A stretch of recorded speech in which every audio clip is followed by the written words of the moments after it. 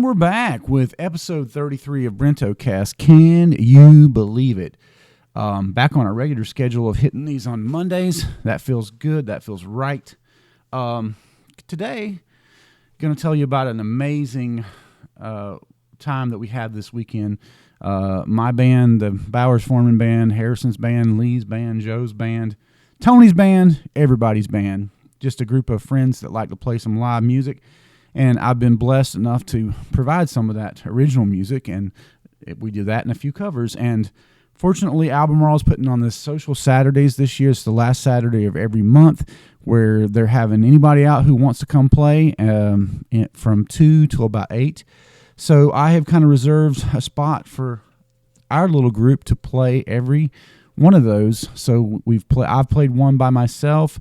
We've played one as a band. And I believe there are 9 more scheduled at this time. Now, who knows if weather will work out, but this weekend it worked out amazing. So that would have been Saturday the 25th, I guess. It was fun. Totally crushing. You can check all that out on my YouTube channel, or eventually it'll show up on BrentBowers.com if you're looking for that link. But YouTube.com/Graybro is my main account, and you can find all my latest videos there. Moving right along, and just to recap that was really incredible. And I started the idea of trying to film these because I want to show how good we get as a band over the course of a year, having, not just the problem with most original bands or any band really is that if you don't have a gig, it gets a little tedious getting together to practice. But we have a gig for the rest of the year, once a month. So in addition to that, of course, Harrison and I, and now probably Lee McRae, who's joined us as another multi-instrumentalist, is going to support us in at least some of those shows at Loafers. So that's basically 20 shows over the course of the rest of the year, which I guess would make it one of the most busy and active years in music that I would have ever had if everything goes to plan and we play all those shows. Yesterday worked out great, except for one cable that we were missing. We were able to obtain another one, and that went fine. I would say that if my only knock is really just on myself, because I have a much, much bigger amp, and it was just way too loud. So you can hear that in the video too, unfortunately. But I learned from that. When I played acoustic, I was playing through a smaller acoustic amp, and that really seemed to work better. But for the fact that I just really want to let my hair down and cut loose and play solos, I could easily just play the acoustic for the whole show, and I may do that in future times. And I have a stretch goal of getting to the point where I can play piano, at a live show, and I might want to try to do that for one of these shows for 3 or 4 songs to make it worth dragging that heavy thing out there. But we've been playing at the I played these first 2. We played the last one and the one before I played at the main gazebo right in the center of town. Well, if you go down one block, there's a parking lot by the Baden Brews building in front of the big Coca-Cola mural. I'm hoping we can play down there because there seems to be a little bit more crowd, and it does feel by 6:30 it's really starting to slow down, and it does feel like there weren't as many people. Although this time we did have a built-in crowd because some folks had their prom, and there were a lot of kids coming up there taking their picture by the fountain and waiting to take their picture when we got done at the gazebo. So it was 2 parts, equally funny and cool because we had people that had to hear us. There were a few other people stopped by, but I don't care. We're just there to have fun. So it was fantastic. But moving right along to item number 2 on today's podcast, I have a very, very busy week ahead. Starting in about 45 minutes, my massage day kicks off here. I have 4 massages today, at least one I know of tomorrow. In the evenings, who knows? I'm going to try to slip off to see John Wick because it looks amazing, but I hear it's 3 hours long, and it was packed at Eastgate Cinemas yesterday. I was going to go at 4 o'clock, and I just couldn't bring myself to do it, and it'll be much more enjoyable if I don't see it with a full house. So may try to do that tonight or tomorrow night. Who knows if it'll happen, but I'm going to try it. Have the studio at Snug Records in Faith, North Carolina on Wednesday, working on Southern Lane. We have a band rehearsal, the same band I just mentioned, here at Secret Studios, my place, Thursday night around 6. And then we have another studio night back at Snug Records for Ansel Brown. You guys have heard me talk about a couple times. his activity kind of had to lessen for, I guess, real life stuff, and then he had a bout with COVID and other sore throats and stuff like that. So we'd hoped to play with him this summer, but it doesn't look like that's happening unless maybe he joins us at one of our gigs. His shows and showcases have failed to materialize, but maybe they will at some point. But anyway, we're going to try to wrap up every song that we have in progress for him in the next, within 2 or 3 more sessions. So we'll have a good long session Friday night and see how much of that we can do, because I want to kind of put a sort of a period on his album, which was kind of like this ongoing, never-ending thing. We just kept adding songs. And he told me he thought that an album was 22 songs. I'm like, bro, an album is 10, maybe 11 songs. So you've already got 14. So, and not for nothing, but I mean, we were working for free. So we don't want that to be open-ended entirely. But Bowers Foreman, that was kind of one of our formative projects, was getting out of our own style and working on somebody else's style in country music, country and rock, or country rock, however you want to say it. So I'm happy to kind of get to a point where we can, put a button on at least the first album of stuff that we've done for Ansel. So hopefully that will go well. Fingers crossed. Saturday, I don't have any specific plans other than that's Delilah Day. By the way, Delilah is now full-time in her daycare at Star Kids, I think. And that's exciting for a couple of reasons. She's getting close. I mean, she's only a few months away from being able to actually do legitimate full-time pre-K.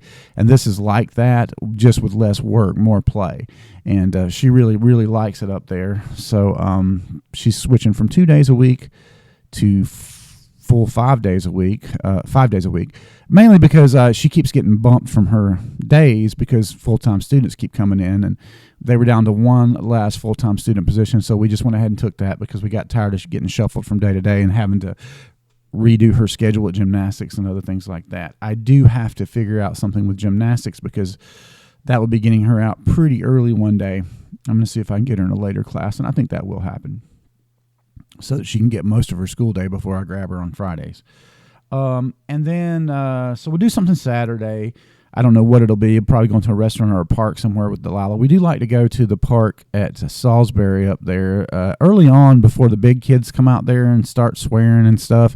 It's kind of like a little kid's dream. It's a little hill with lots of climbing stuff, and they have this really soft padded turf and rocks to climb on, and she just had an amazing time the last time. And we made a little friend we kept in contact with, so hopefully she can meet her up there, and it should be good fun. Or an alternate plan for that day is we might go play putt-putt with Delilah in Kannapolis. There's a cute little place that just started up over there, and she likes it. She doesn't really play the game. She runs around a lot, but it is what it is. Just having fun is her main profession right now.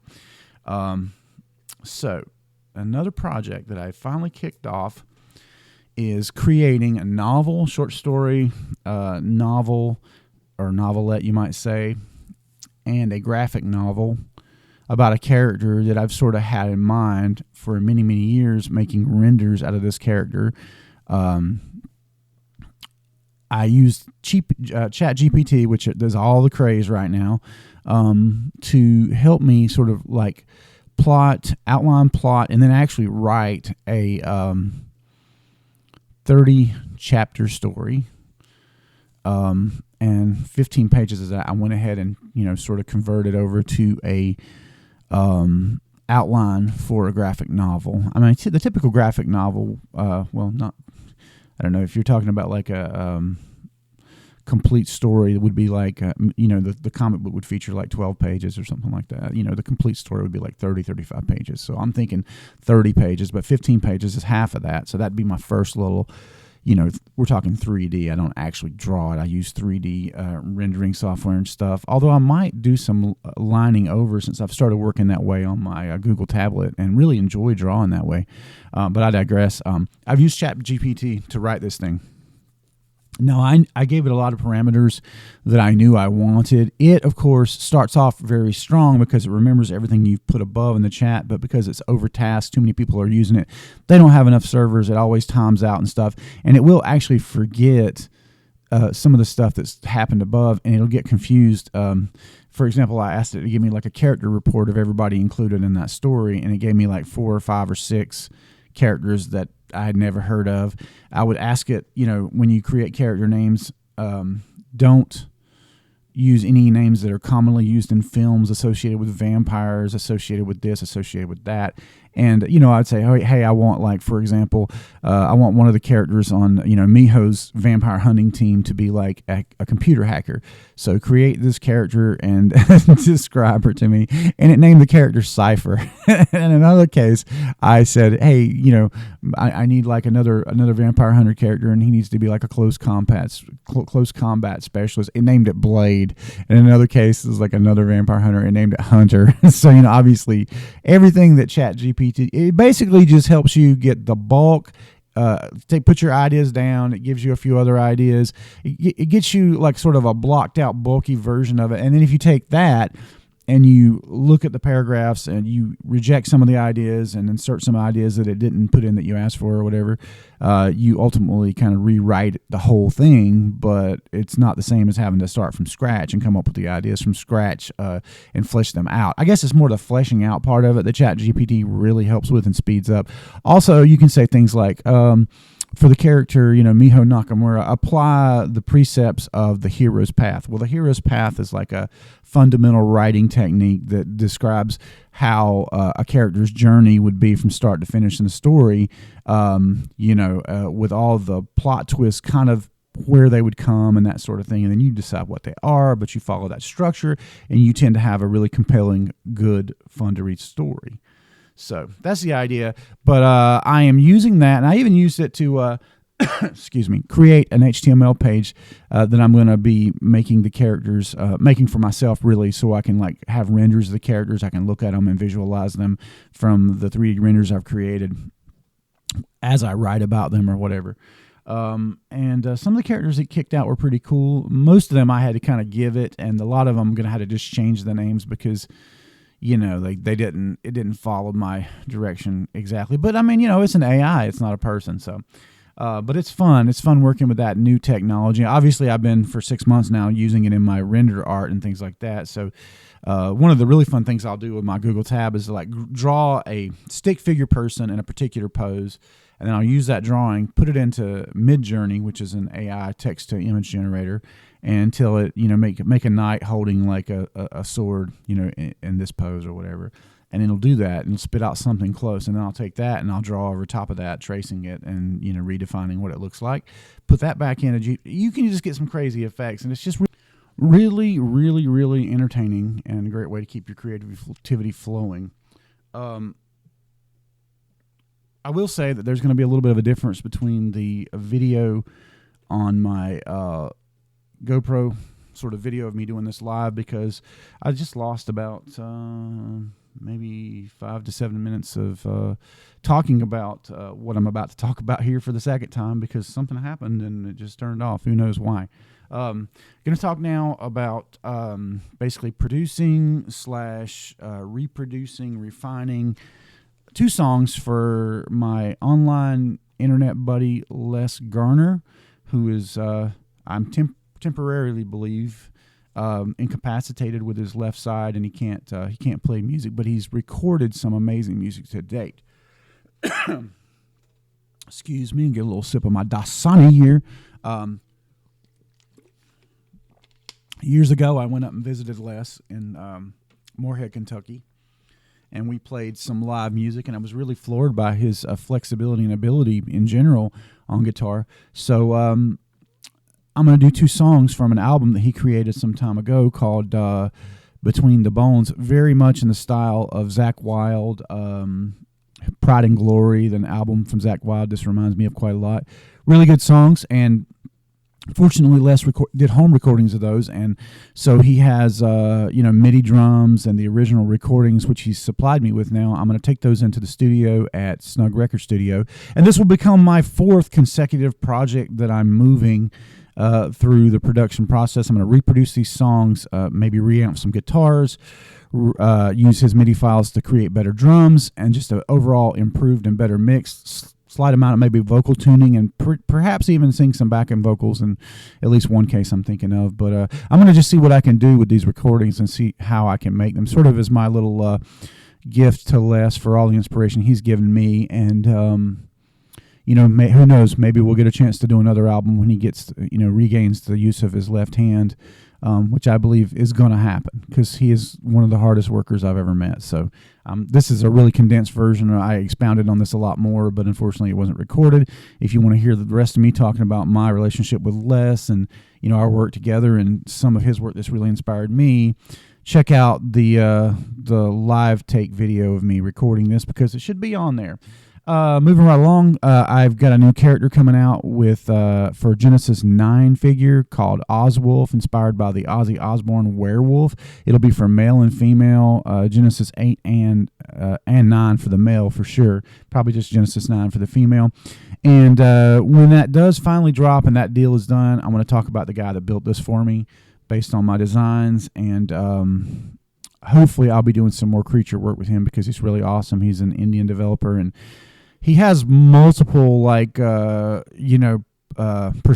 and so I got to talk to him about if it's okay to talk about who he is and that sort of thing and which persona we should be talking about, because he's a big-time developer. Daz uses them a lot. Other people use them, and I'd like to work with them too, so hopefully that'll go well and we can move forward. Now, I mentioned Delilah going to pre-K full-time now, 5 days a week. This is going to open up some time for me to get back on my learning path with Blender, and really, really, really am dedicated to the idea of learning to build things, particularly architectural things, that I can sell, and I won't have to depend as much like I am on the Indian developer. I used to depend on Les for some of this stuff. He got too busy, and ultimately that's what always happens. These guys, the good ones, become too successful to bother with somebody like me.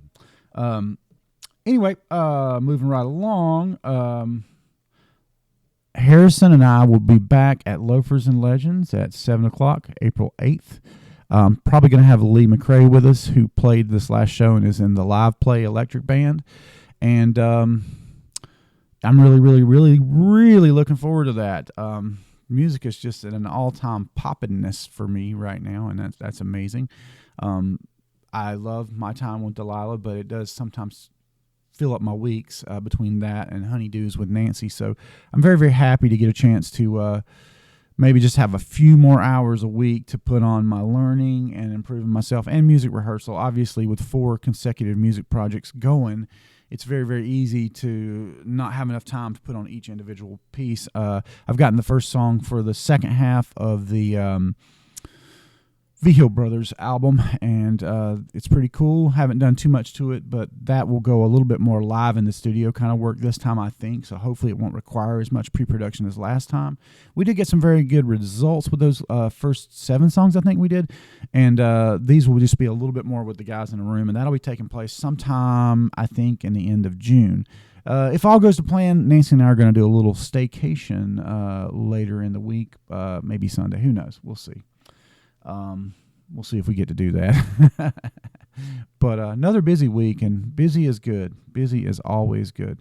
So anyway, thanks for listening, and hope you guys have a great week, and I'll be back soon with more of the What's What.